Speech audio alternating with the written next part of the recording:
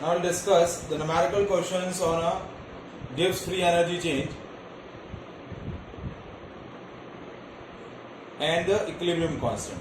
So first question, calculate the maximum possible electric work that can be obtained from Daniell cell under the standard condition at 25 degree centigrade.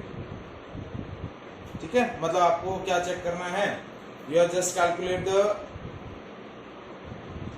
maximum work done that can be obtained under the standard condition. ठीक है, आपको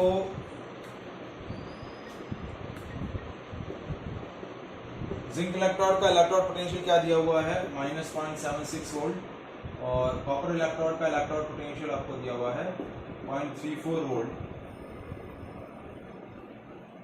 एक second चालू रखिए. Hello, हाँ जी,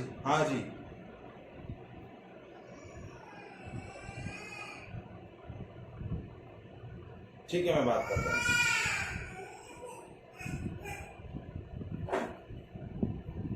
क्या करना है, इक्विलिब्रियम कांस्टेंट चेक करना है. तो इक्विलिब्रियम कांस्टेंट कैसे चेक करेंगे, देखिए पहले सेल रिएक्शन हम लिख लें. तो 2Fe3 plus accepting the 2 electrons and converted into 2Fe2 plus, ये हो गया आपका रिडक्शन. और ऑक्सीडेशन क्या हुआ, देखिए Sn2 plus is converted into Sn4 plus by losing 2 electron. तो ये आपका हो गया एनोड.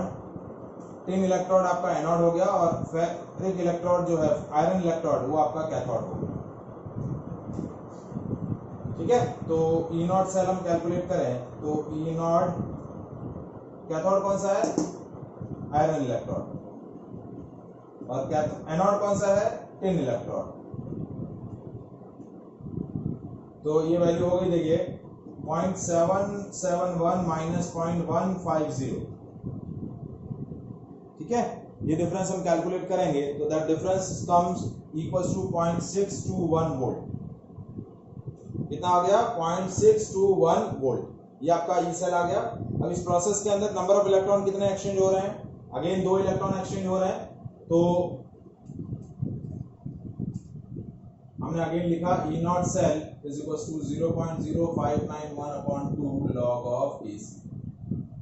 ठीक है, तो 0.621 is equals to 0.0591 upon 2 log of AC. देखिए लास्ट टाइम मैंने इसको 0.06 लेकर इसको डिवाइड कर लिया था 0.03, थोड़ा सा सिंप्लीफिकेशन कर लिया था. अब इस बार सिंप्लीफिकेशन नहीं कर रहा हूं. तो log Kc की वैल्यू क्या होगी, देखिए 0.621 इंटू 2 डिवाइड बाय 0.0591. इसको सॉल्व करना है तो log Kc की वैल्यू आ जाएगी आपकी 21.051 0. क्या आ जाएगी, 21.0510. अब मुझे यहां तक कैलकुलेशन सिंपल है. अब आपको एंटीलॉग टेबल यूज करनी रहेगी. तो एंटीलॉग टेबल कैसे यूज करेंगे, Kc is equals to antilog of 21.0510. अब क्या करना है आपको, डेसिमल के बाद वाले जो 4 डिजिट्स हैं उनके लिए एंटीलॉग टेबल से एक स्पेसिफिक नंबर फाइंड आउट करना है. तो आपका डेसिमल के पीछे वाला डिजिट क्या है, 0.0510. तो 0.05 के करस्पॉन्डिंग 1 और 0 चेक करना है. तो 0.05 के करस्पॉन्डिंग 1 है 1125. तो नंबर आया आपका 1125. तो बेसिकली ये लॉग वैल्यू है. तो नंबर क्या होना चाहिए, ऐसा नंबर जिसका लॉग वैल्यू ये है, यानी कैरेक्टरिस्टिक 0 है और मैंटिसा ये है. तो कैरेक्टरिस्टिक 0 कब होता है, जब डेसिमल से पहले एक डिजिट हो. तो ये हो जाएगा 1.125. तो Kc की वैल्यू कितनी आएगी, देखिए 1.125 into 10 to the power 21. Decimal से पहले जो नंबर है वो डायरेक्टली आपका पावर में आ जाएगा. सो Kc का वैल्यू क्या आया, 1.125 into 10 to the power 21. So that is a way to calculate the equilibrium constant by using Nernst equation. That is the second application. Is it clear?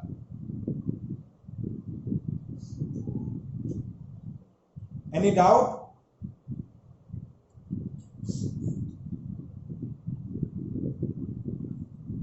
Now we'll discuss third application. Simply इसे ही connected है. तो third application क्या है देखिए.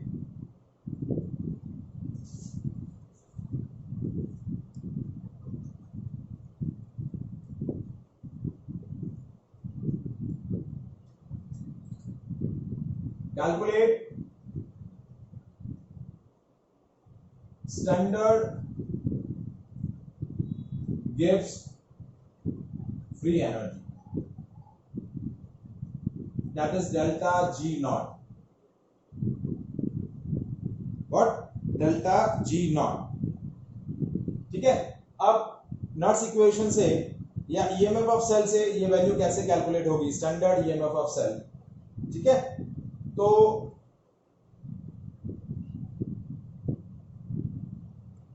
Calculate करने का तरीका देखिए. यहां हम थोड़ा सा एक फिजिक्स का कंसेप्ट यूज करते हैं. फिजिक्स का कंसेप्ट क्या है देखिए. Potential difference between 2 points in a field is what? Work done per unit charge. क्या होता है? Work done per unit charge. तो वर्क डन कितना हुआ? Potential difference into charge. अब आप जो इलेक्ट्रोकेमिकल सेल यूज कर रहे हैं, इस इलेक्ट्रोकेमिकल सेल में क्या कर रहे हैं? चार्जेस और point charges or charges are flowing from one end to another end, यानी from one container to another container. तो देखिए पोटेंशियल डिफरेंस आपका क्या है? E cell.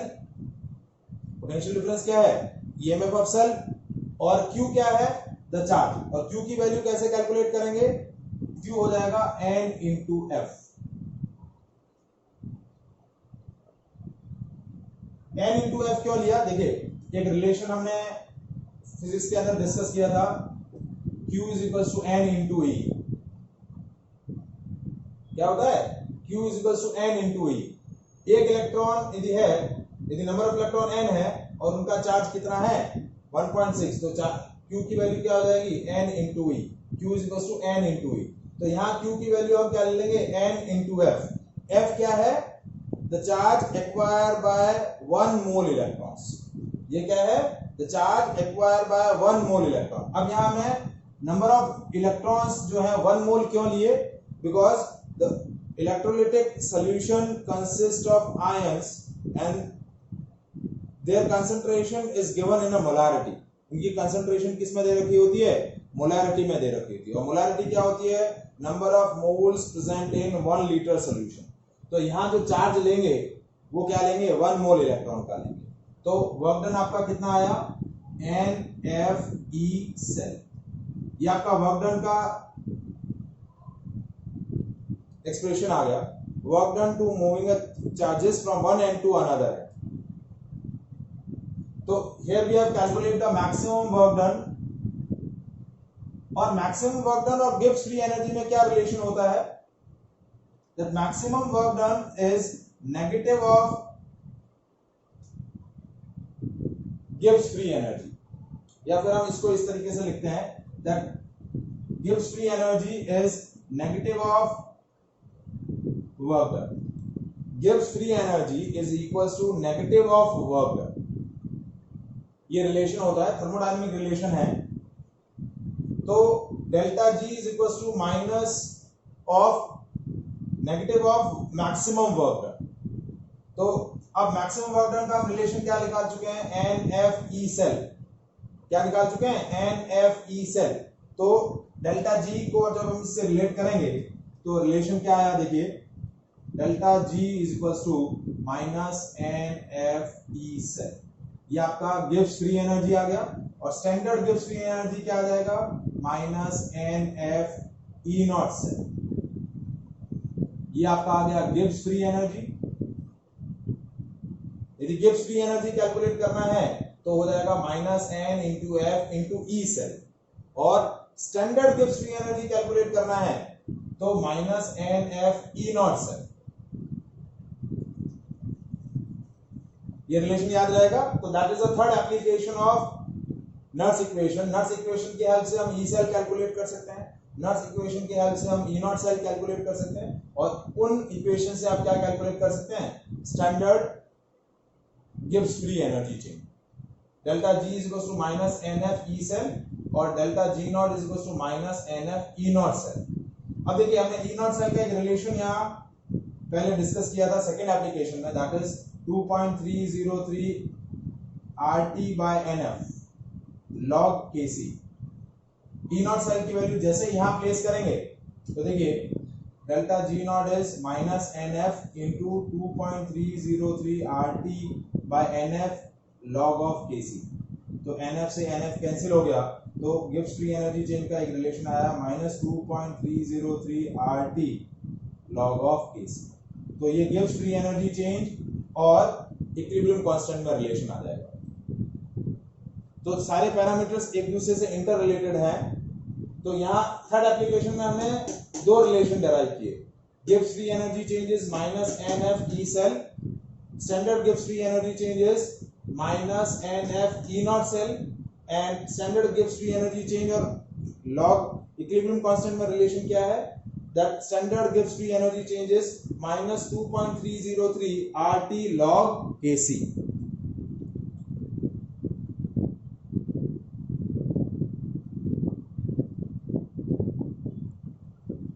Is it clear? देखिए क्वेश्चन क्या है, calculate the maximum possible work that can be obtained from the Daniell cell under the standard condition at 25 degree centigrade, and the given information is standard electrode potential of zinc is given and standard electrode potential of copper is given, और आपको क्या calculate करना है, maximum work done. तो maximum work done क्या होता है, NF E cell. अब स्टैंडर्ड कंडीशन में कैलकुलेट करना है तो यहां हो जाएगा maximum work done is NF E not cell. क्या हो जाएगा, ई नॉट सेल, क्योंकि स्टैंडर्ड कंडीशन में कैलकुलेट करना है। तो now E not cell is E not cathode minus E not anode,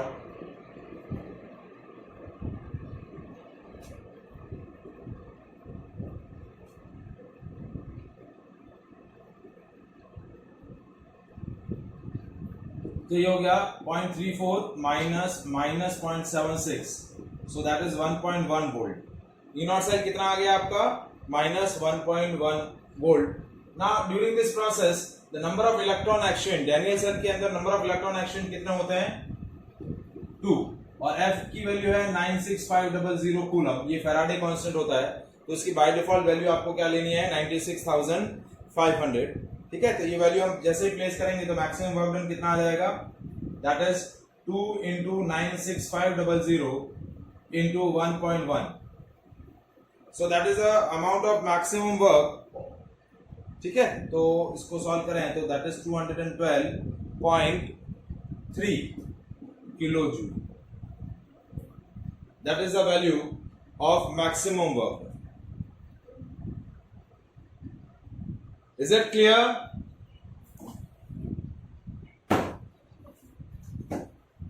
समझ में आया? हेलो, समझ में आया आप सब लोगों को? ठीक है, चलिए देखिए नेक्स्ट क्वेश्चन है। आपको क्वेश्चन दिया है, the cell in which the following reactions occurs and E naught cell is 0.236 volt at 298 Kelvin, calculate the standard Gibbs free energy and the equilibrium constant for the cell reaction। आपको एक cell reaction दे रखी है, उस cell reaction के लिए आपको standard Gibbs free energy change calculate करना है और इक्विलिब्रियम कांस्टेंट कैलकुलेट करना है। ठीक है, now cell reaction is what,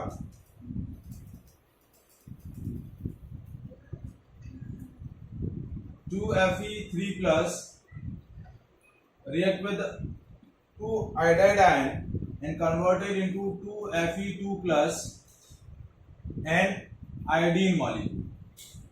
और इसके लिए आपको ई नॉट सेल क्या दिया हुआ है, 0.236 वोल्ट यानी ईएमएफ ऑफ सेल, आपको standard EMF of cell given है इस प्रोसेस के लिए। पहले Gibbs free energy change check करना है और फिर इक्विलिब्रियम कांस्टेंट चेक करना है। तो कैसे चेक करेंगे, देखिए पहले सेल रिएक्शन के लिए आप number of electron exchange check कर लें, क्योंकि देखिए Gibbs free energy change, standard Gibbs free energy change क्या होता है, negative of work done, maximum work done, and that is minus NF E not cell. ये आपका standard Gibbs free energy change आ जाएगा, ठीक है। ये रिलेशन आपको यूज करना है। अब इस रिलेशन के अंदर आपके पास E not cell already given है, F ऑलरेडी एक कांस्टेंट वैल्यू होती है वो गिवन है, ठीक है। अब N की वैल्यू आपको पता करनी है कि नंबर ऑफ इलेक्ट्रॉन कितने एक्सचेंज हुए ड्यूरिंग दिस रेडॉक्स रिएक्शन। तो कैसे कैलकुलेट करेंगे, देखिए आप सेल रिएक्शन चेक कर लें। 2Fe3 plus is converted into 2Fe2 plus by absorbing 2 electron. ये रिडक्शन हो गया आपका। ऑक्सीडेशन में क्या हो रहा है, 2 iodine molecules converted into 2 iodide ion converted into ideal molecule by losing 2 electrons। तो नंबर ऑफ इलेक्ट्रॉन कितने आपके प्रोसेस में एक्सचेंज हो रहे हैं, 2। तो n की वैल्यू 2 आ गई, f की वैल्यू है 96500 कूलम और E नॉट सेल आपको दे रखा है दैट इज 0.236 वोल्ट। ये सारी वैल्यूज अब हम प्लेस करेंगे एक्सप्रेशन के अंदर, तो ये वैल्यू आपको क्या दे देगी, standard Gibbs free energy change. तो देखिए कैसे कैलकुलेट करते हैं, देखिए -2 इंटू 96500 इंटू 0.236, ठीक है। जब इस वैल्यू को आप कैलकुलेट करेंगे, that value is total Gibbs free energy change in joule. Calculate करके बताइए कितना हो रहा है,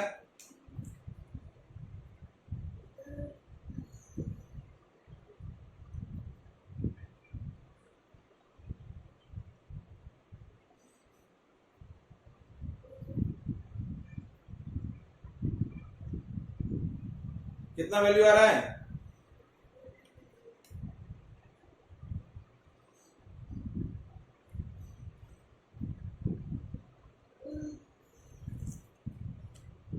हेलो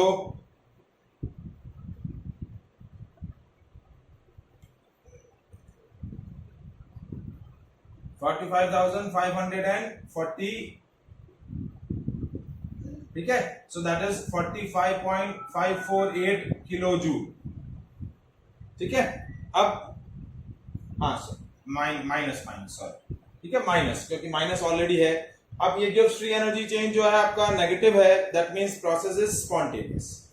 अब आपको इससे क्या कैलकुलेट करना है, इक्विलिब्रियम कांस्टेंट कैलकुलेट करना है। तो एक रिलेशन हमने और ऑलरेडी डिफाइन किया था, the relation between standard Gibbs free energy change and equilibrium constant. तो delta G not is equal to -2.303 RT log of Kc। ये रिलेशन भी हमने लास्ट सेशन में डिस्कस किया था। तो अब देखिए आपके पास standard Gibbs free energy change है, R की वैल्यू है, T की वैल्यू है, log Kc की वैल्यू कैलकुलेट हो जाएगी। तो देखिए -45,548 is equal to -2.303 into R की वैल्यू 8.314। टेम्परेचर आपको दे रखा है 298 kelvin into log of Kc। तो log Kc का वैल्यू देखिए कितना आया, देखिए माइनस से माइनस कैंसिल हो गया, प्लस हो गया। तो 45,548 डिवाइड बाय 2.303 इंटू 8.314 इंटू 298, ठीक है। कैलसी से सॉल्व करिए, कितना वैल्यू आ रहा है,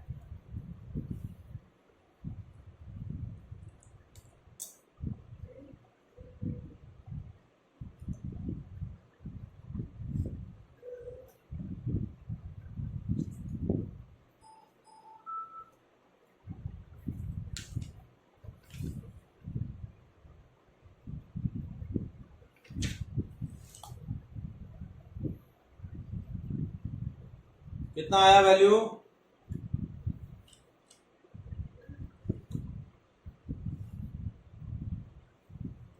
$45,548 divided by 2.303 divided by 8.314 divide by 2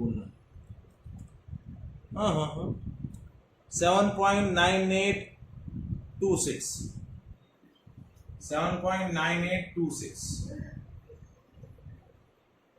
that is the value of log Kc। इस वैल्यू को सॉल्व करना है तो ये वैल्यू आ जाएगी 7.9826। तो अब Kc क्या आएगा? Kc is antilog of 7.9826। क्या कैलकुलेट करना है आपको? Antilog of 7.9826। तो अब एंटीलॉग वैल्यू चेक करनी है तो आपको एंटीलॉग टेबल यूज करना पड़ेगा। 0.98 के करस्पॉन्डिंग 26 चेक करना पड़ेगा। तो 0.98 के करस्पॉन्डिंग 2 है आपका 9594 और उसके करस्पॉन्डिंग 6 है आपका 13। इसको ऐड किया 7 10 6 और 9, ये हो गया 9607। तो ये हो गया 9.607 into 10 to the power 7। That is the value of Kc। हमने एक नंबर 0.9826 के करस्पॉन्डिंग जो नंबर हमने कैलकुलेट किया वो नंबर था 9607। हमें एक ऐसा नंबर चाहिए जिसकी लॉग वैल्यू 0.9826 है, तो वो नंबर हो जाएगा 9.607 इंटू 10 to the power 7। ये आपका क्या आ जाएगा? Kc का value. Is it clear?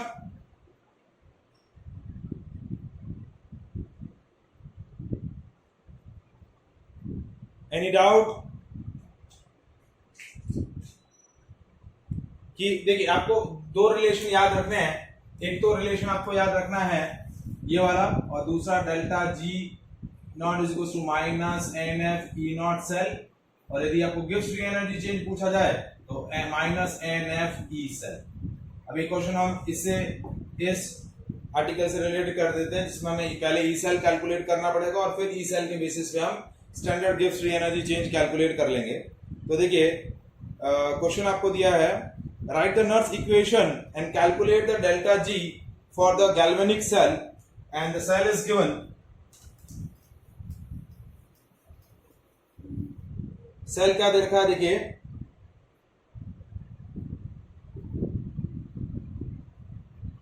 .310 m Ag plus 1 into 10 to the power minus 4 Ag। ठीक है, ये गैल्वेनिक सेल दे रखा है आपको, और कॉपर इलेक्ट्रोड का इलेक्ट्रोड पोटेंशियल दे रखा है 0.34 वोल्ट, और जिंक इलेक्ट्रोड सिल्वर इलेक्ट्रोड का है 0.80। ठीक है, सॉरी माइनस। ठीक है, ये दोनों वैल्यूज दे रखी है, माइनस नहीं होगा, प्लस के। ठीक है, अब इसके लिए आपको क्या कैलकुलेट करना है? Gibbs free energy change calculate करना है, डेल्टा G कैलकुलेट करना है। So delta G is what? Minus NF E cell, और E सेल कैलकुलेट करने के लिए E not cell minus 0.0591 upon n log concentration of product ion upon concentration of reactant ion।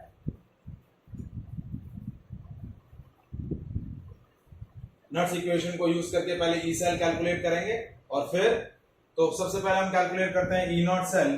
तो E not cell हो जाएगा E naught cathode. Cathode कौन सा है? ये कैथोड है, माइनस E नॉट एनोड। तो 0.80 माइनस 0.34। ठीक है, तो इसका डिफरेंस आपका हो जाएगा 0.46। तो E नॉट सेल की वैल्यू आ गई 0.46। The number of electron exchange n की वैल्यू कैलकुलेट करनी है, तो n की वैल्यू कैसे कैलकुलेट करेंगे? Cu2 plus sorry copper is converted into Cu2 plus by losing 2 electron, ये एनोड पर हो जाएगा। और कैथोड पर सेल रिएक्शन क्या होगी देखिए, silver ion accept the 2 electrons and converted into silver atoms. The overall cell reaction आपकी देखिए Cu plus 2Ag plus converted into Cu2 plus 2Ag, ये आपकी ओवरऑल सेल रिएक्शन हो गई। तो इससे आपको नंबर ऑफ इलेक्ट्रॉन एक्सचेंज पता चल गए, कितने हो गए 2। नंबर ऑफ इलेक्ट्रॉन एक्सचेंज कितने हैं 2। और प्रोडक्ट आयन और रिएक्टेंट आयन, प्रोडक्ट आयन है आपकी कॉपर और रिएक्टेंट आयन है सिल्वर। तो ये सेल रिएक्शन से अभी वैल्यू यहां प्लेस करें हम, तो E cell is equals to E naught cell minus 0.0591 upon 2 log of concentration of product ion divided by concentration of silver ion का स्क्वायर। अब सिल्वर आयन का स्क्वायर क्यों लिया, क्योंकि यहां 2 सिल्वर आयन है, ठीक है, इसलिए स्क्वायर ले लिया क्योंकि इनका स्टोइकियोमेट्रिक कोएफिशिएंट 2 है। तो देखिए ये हो गया 0.46 minus 0.0591 upon 2 log. Copper ion की कंसंट्रेशन है 0.310 और सिल्वर आयन की है 10 to the power -4 का स्क्वायर। तो ये वैल्यू हो गई देखिए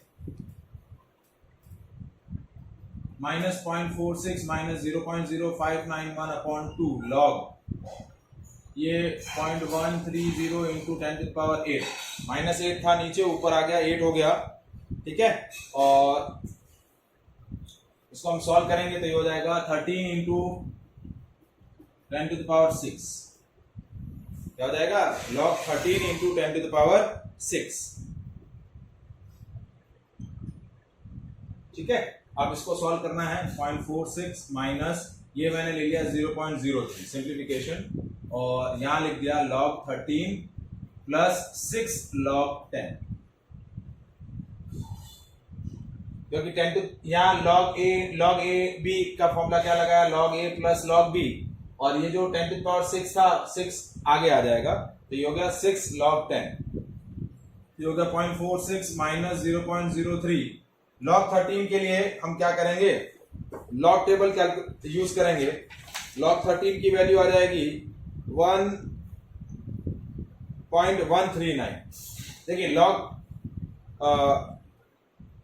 13 का कैरेक्टरिस्टिक तो हो जाएगा 1 पॉइंट और 20 सा हो जाएगा 1139। ये log टेबल से आपको कैलकुलेट करना पड़ेगा, और प्लस 6 ये हो गया 0.46 माइनस 0.03 और ये हो गया 7.1139। जब आप इसको मल्टीप्लाई करेंगे और सब्ट्रैक्ट करेंगे तो देखिए क्या आ रहा है answer,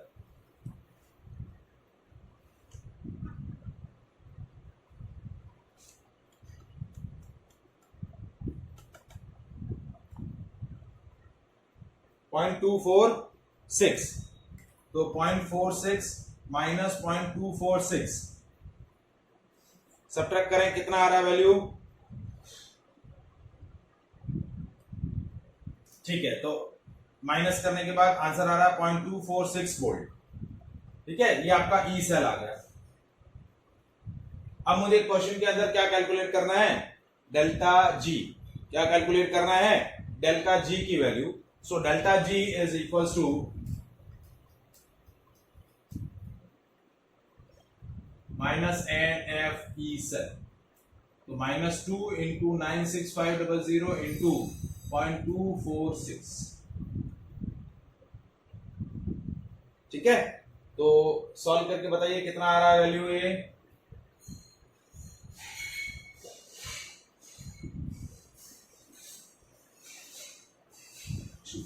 so that is your Gibbs free energy minus 47,478. Is it clear? That is the third application of Nernst equation. Calculate the Gibbs free energy change and equilibrium constant. Any doubt? Vandan?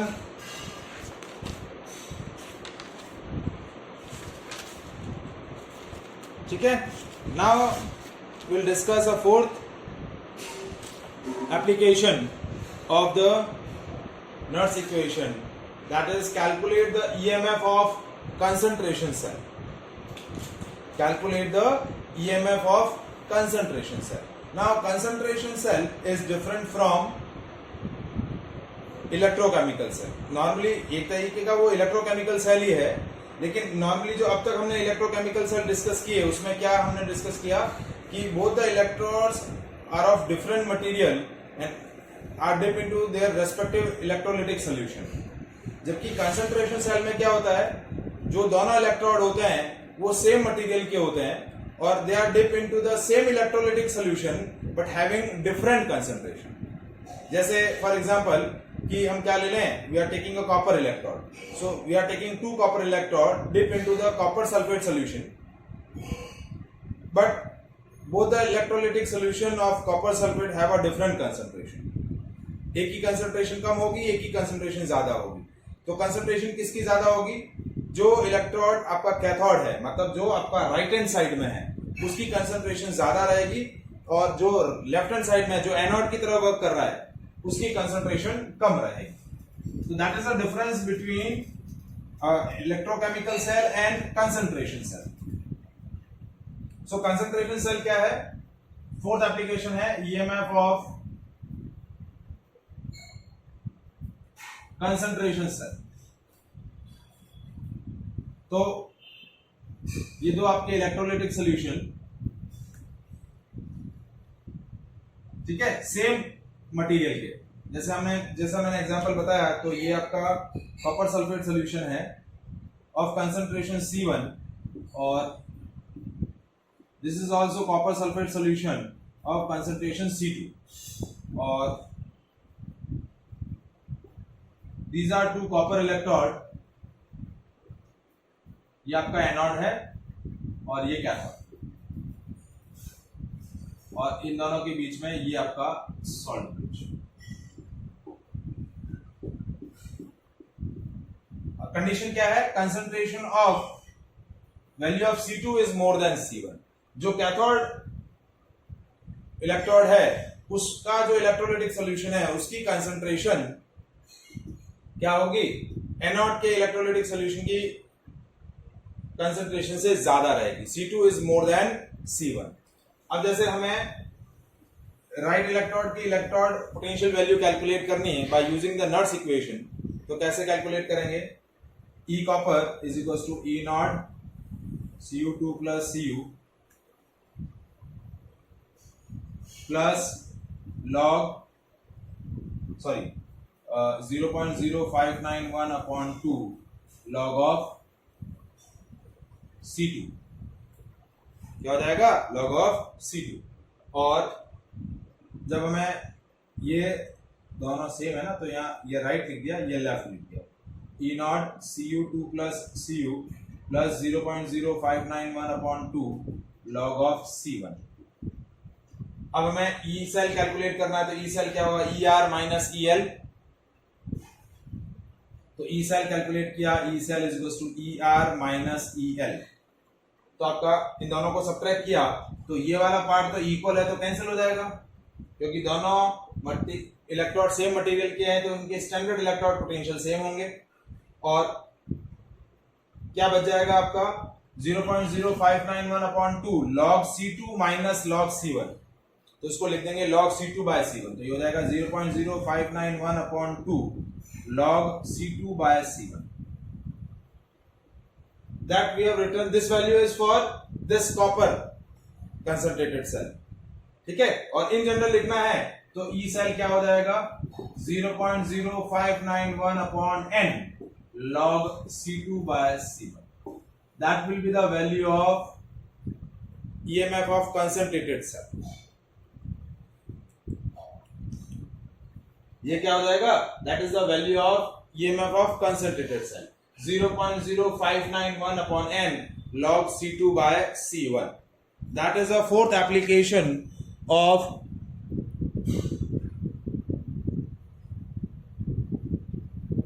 the Nernst equation. Is it clear?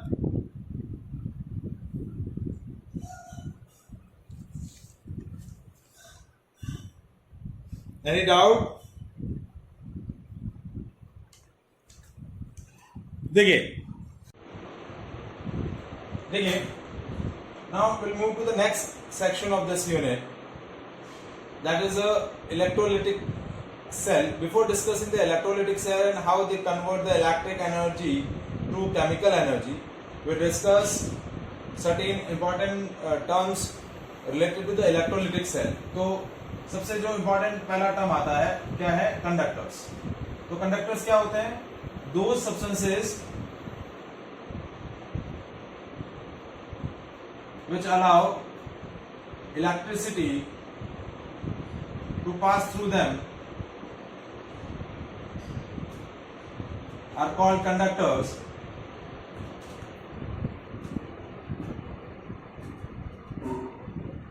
And conductors are classified into two categories: metallic conductors and electrolytic conductors.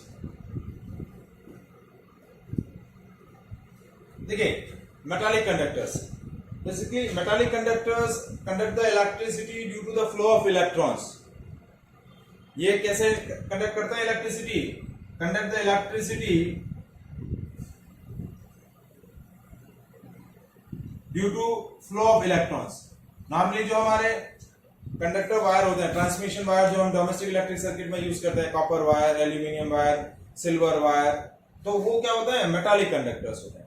तो metallic conductor और उससे related जो conductance होती है, that we will discuss in the physics. Physics के अंदर हम current electricity के अंदर ये सारा कुछ डिस्कस करते हैं.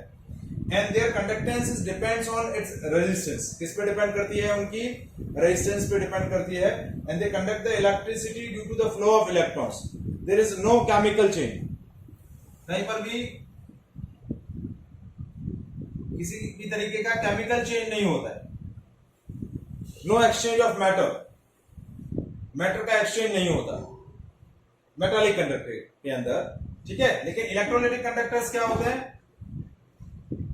which conduct the electricity due to the flow of ions.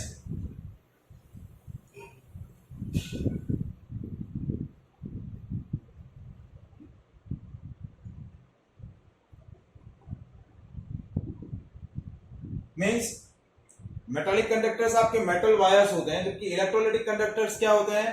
Aqueous solution of an any electrolyte. किसी भी इलेक्ट्रोलाइट का जो एक्वस सॉल्यूशन होता है वो आपका क्या बोला जाता है? Electrolytic conductor. Whenever we dissolve electrolyte in a particular solvent, it will be dissociated into their respective ions, and as we know that the ions are good conductor of electricity. Ions जब dissociate होंगे और वो जब एक and से दूसरे and flow करेंगे, so they conduct the electricity. तो इलेक्ट्रोलाइटिक कंडक्टर्स में क्या होता है? केमिकल चेंज प्रोसेस होता है और एक्सचेंज ऑफ मैटर भी होता है. So basically in this electrochemistry section we will discuss the conductance और conductivity of electrolytic conductors. किसके बारे में डिस्कस करेंगे? यहाँ हम इलेक्ट्रोलाइटिक कंडक्टर्स की कंडक्टिविटी और उनके मैकेनिज्म को क्या करेंगे? डिस्कस करेंगे. क्योंकि यहाँ क्या हो रहा है? केमिकल चेंज के थ्रू आपका कंडक्टिविटी या कंडक्टेंस प्रोसीड हो रहा है. मटेरियल के अंदर जो कंडक्टिविटी है वो किसकी वजह से है? Due to the flow of ions, and ions are basically produced by the dissociation process. जब वो इलेक्ट्रोलाइट पर्टिकुलरली अपने इलेक्ट्रोलाइटिक सॉल्यूशन में डिसॉल्व होंगे या पर्टिकुलर सॉल्वेंट में डिसॉल्व होंगे, they will be dissociated into their respective ions, and ions when ions are flowing from one place to another place, they conduct the electricity. तो conductors को हम दो category में क्लासिफाई करते हैं, metallic conductors and electrolytic conductors. और हमें यहाँ पर जो कंडक्टिविटी डिस्कस करनी है वो किसकी डिस्कस करनी है? Electrolytic conductors. किसकी डिस्कस करनी है? Electrolytic conductors. But before discussing the conductivity of electrolytic conductors,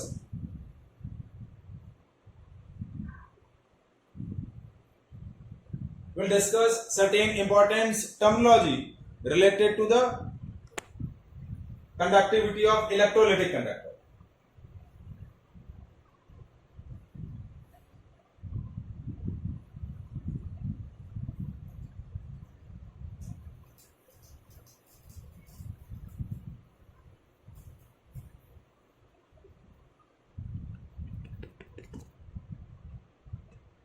So, before discussing the conductivity of electrolytic conductors, इस प्रोसेस के रिलेटेड जो भी इंपॉर्टेंट टर्मिनोलॉजी है वो हम डिस्कस कर लेते हैं। ठीक है, ये टर्मिनोलॉजी ऑलरेडी आप पहले भी डिस्कस कर चुके हैं। जैसे रेजिस्टेंस क्या होता है? इट इज अ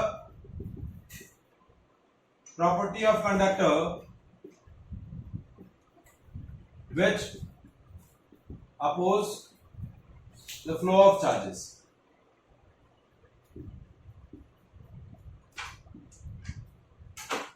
Resistance क्या होता है? Resistance is a property of conductor which opposes the flow of charges.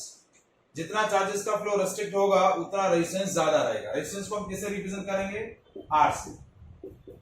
ऐसा यूनिट क्या होगा रेजिस्टेंस का? ओम। क्या रहेगा? ओम। फिर नेक्स्ट आता है कंडक्टेंस। कंडक्टेंस को हम रिप्रेजेंट करते हैं जी से। That is a reciprocal of resistance. Reciprocal of resistance is called conductance and its ऐसा यूनिट इज ओम इनवर्स और महो।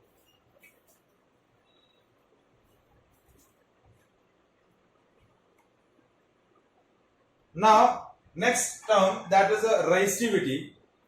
और रेजिस्टिविटी के बेसिस पे आपका टर्म डिफाइन होगा conductivity. So before defining the resistivity, as we know that resistance of conductor depends on resistance is directly proportional to the length of conductor and inversely proportional to the area of cross section of conductor. When we conclude these 2 points, resistance is directly proportional to L by A. As we remove the proportionality sign, resistance is equals to rho L by A. So what is rho? Rho is R A by L, and that is what resistivity. क्या बोलते हैं? So what is resistivity? Resistivity is a property of material of the conductor. क्या है? It is property of material of conductor. Resistance is a property of conductor, whereas resistivity is a property of material of conductor. And इसका ऐसा unit क्या हो जाएगा? Ohm into metre. क्योंकि देखिए resistivity है R A by L, resistance की unit होती है ohm, area of cross section metre square upon metre, metre metre cancel हो जाएगा, ohm into metre. So that is the resistivity. And the last term that is conductivity.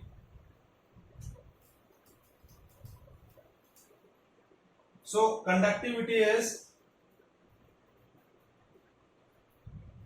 को हम represent करते हैं कापा। क्या बोलते हैं? कापा। And that is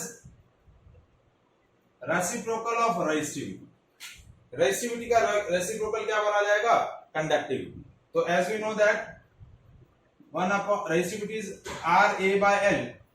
So conductivity is 1 by R into L by A. Now as we know that 1 by R is what? Conductance. Reciprocal of resistance is conductance. So conductivity is conductance into L by A.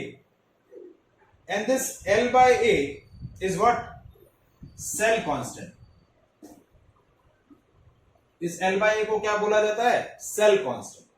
और इसको हम represent करते हैं G asterisk से। तो kappa is equals to G into G asterisk.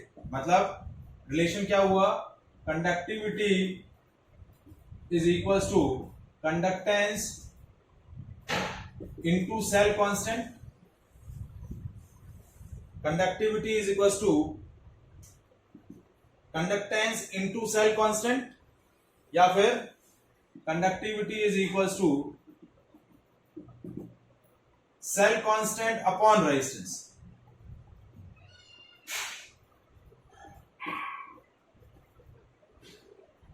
Cell constant upon resistance. और conductivity का unit क्या होगा? Its unit is ohm inverse metre inverse, या फिर महो मीटर इनवर्स। और एक यहां जो ये टर्म आई सेल कांस्टेंट, तो सेल कांस्टेंट का यूनिट क्या होगा?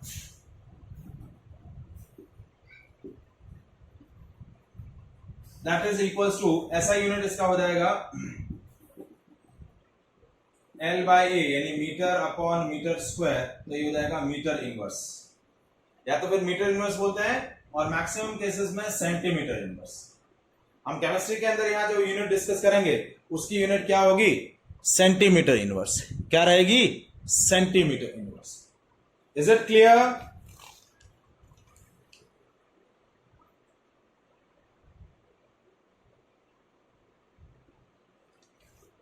ठीक है, यहां हम केमिस्ट्री के अंदर जो कंडक्टिविटी का यूनिट भी डिस्कस करेंगे वो क्या रहेगा, महो सेंटीमीटर इनवर्स,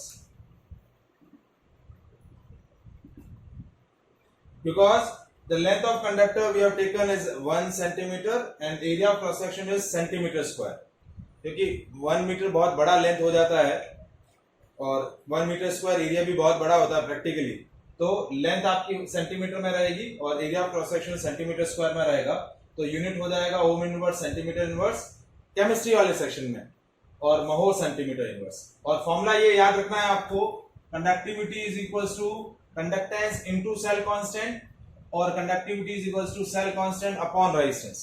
ये दो फॉर्मूला हमें लर्न करने हैं, ठीक है। ये कंडक्टिविटी है। In the next session we will discuss the types of conductivity. दो डिफरेंट टाइप्स होते हैं कंडक्टिविटी के, वो हम डिस्कस करेंगे, बिकॉज बेसिकली हमें इस सेक्शन के अंदर क्या डिस्कस करना है, कंडक्टेंस और conductivity of electrolytic conductors. Is it clear? ठीक है।